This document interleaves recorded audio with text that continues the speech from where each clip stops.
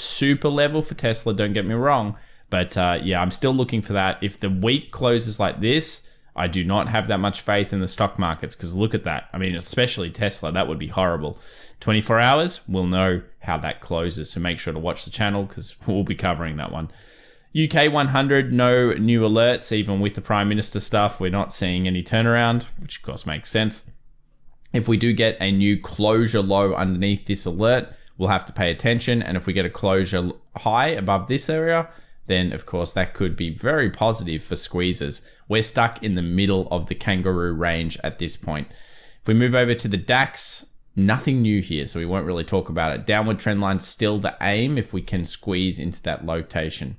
Let's have a look at the US 100. New low formed, and you can see that huge rally that came through, which was in line with expectations, followed by that big sell-off that occurred in the middle of the session. So you had like 1, 2, 3, 4, 5, 6, 7 kind of hours ago it went down. And it was a nice rally. It happened through the news. It probably grabbed a bunch of supply and it sold off. And what that's pointing towards is maybe this double top isn't so fake. Maybe it does want to come down and put pressure back on this bottom end side. 10,800 is a level that I think will be watched fairly closely by the markets. But I got to say, it's tough in here. Deciphering a range within this area is very, very difficult. I've had a look at it, and it's one of those days that I will usually skip, because I hate these third week options expirations. Weird things start to happen, at least for the S&P 500 and NASDAQ, but you can just see it in the charts. It's a bit convoluted. It's been okay the last couple of sessions, but then this one, a little bit more shaky, guys, than I'd like it to be. Let's take a look at the daily here. Again, 3 bullish opens, all followed by big reds, in terms of we're continuously trying to gap up or gap somewhere, and we just couldn't get any bulls going. 3 down days. Maybe we are due an up day, but this was symptomatic of some previous issues, and we ended up keep falling through. The wicks and dojis tend to point towards more negativity. We had a long leg doji here. We actually made a new low on the close. So again, that could signify maybe we come down and fill the gap here. 35.82 was where the last gap was that we have unfilled. And that would be pretty brutal, of course, on the Friday if it was to occur. Time of this recording, we've got a new low just about to form here on the futures market. And you can kind of see that 35.82 level, how it was a previous bounce. There's still a lot of demand here, a lot of buyers, but that would be the continuation, the double top.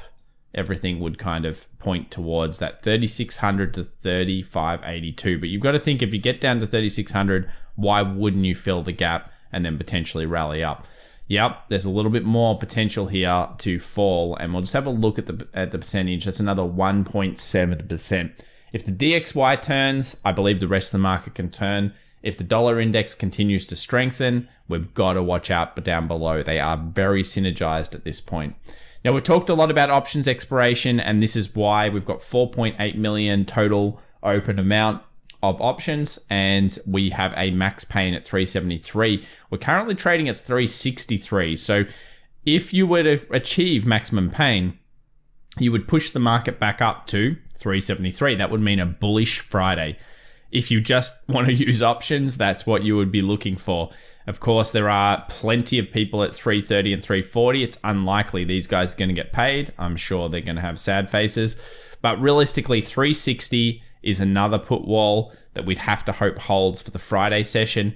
And then we've got 370 and 75 that seem to be outliers as well. So the market may ramp. If it does, it's not really coming off a super technical zone, at least in my opinion.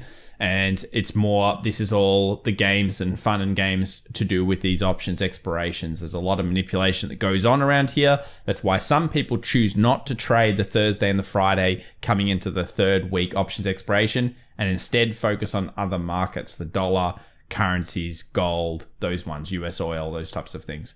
Bitcoin's not showing us anything either. It's really just not strong here today, guys. Usually we have more opinions on it. I don't, because when you think about where it is, it's in the middle of the equilibrium. It's in the middle of the zone.